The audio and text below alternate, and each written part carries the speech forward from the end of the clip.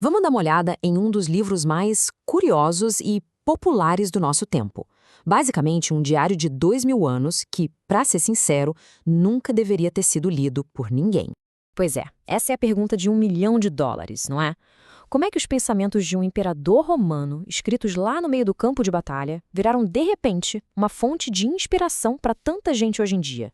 Bom, é exatamente isso que a gente vai desvendar agora. Para a gente entender o livro, primeiro, a gente precisa entender quem era o autor.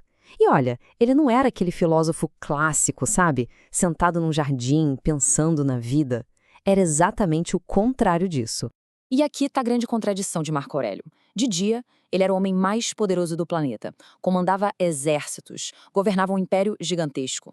Mas à noite, sozinho numa tenda no meio de uma guerra brutal, ele era só um cara escrevendo para si mesmo, lidando com uma ansiedade e com um monte de dúvidas. E esse é o ponto-chave. Ele não estava escrevendo para convencer a gente de nada. Ele estava escrevendo para se convencer. O livro que a gente hoje chama de Meditações era, na verdade, o diário de guerra dele, uma ferramenta para manter a sanidade no meio do caos. Então, que filosofia era essa que o imperador precisava praticar com tanta urgência, hein? Era uma filosofia de ação, sabe? Uma prática diária para a mente. No coração do estoicismo tem uma ideia bem simples, mas que é muito, muito poderosa. O mundo lá fora é um caos, é imprevisível. Mas o nosso mundo interior, a nossa mente, essa pode ser uma verdadeira fortaleza de tranquilidade. E na prática, isso se resume a um processo de 3 passos. Primeiro, entender o que não dá para mudar.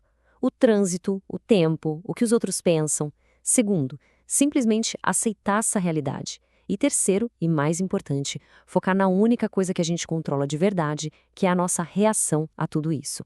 Essa ideia aqui resume tudo. Para um histórico, o poder não está em controlar os acontecimentos, mas sim em controlar a percepção sobre os acontecimentos. A dor pode até ser um fato da vida, mas o sofrimento é uma escolha.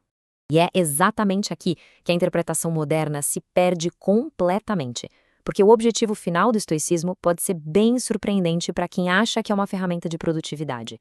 Hoje em dia, a cultura de autoajuda vive dizendo para a gente manifestar uma nova realidade, para mudar o mundo ao nosso redor. O estoicismo ensina o exato oposto. A ideia é: aceite o universo como ele é, porque ele já é perfeito, e encontre a sua paz dentro dessa aceitação.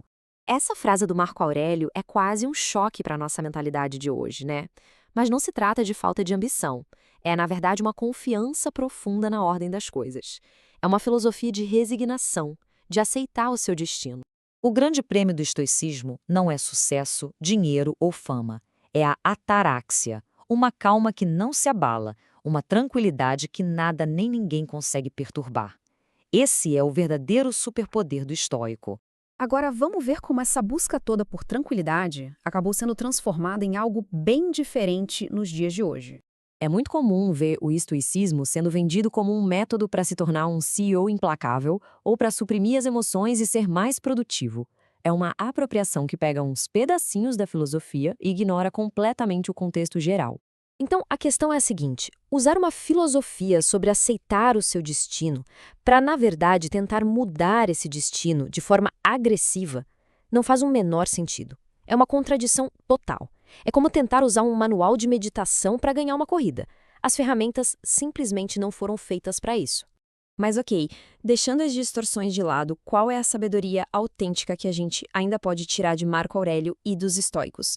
As lições de verdade são estas. Não é sobre reprimir emoções, mas sim sobre construir uma fortaleza interna que aguente as tempestades da vida. É lembrar que tudo passa, tudo é temporário. Então, o que importa de verdade é o nosso caráter e a paz que a gente cultiva aqui dentro, agora. E para a gente fechar, fica a reflexão. Esqueça essa ideia de mudar o mundo por um momento.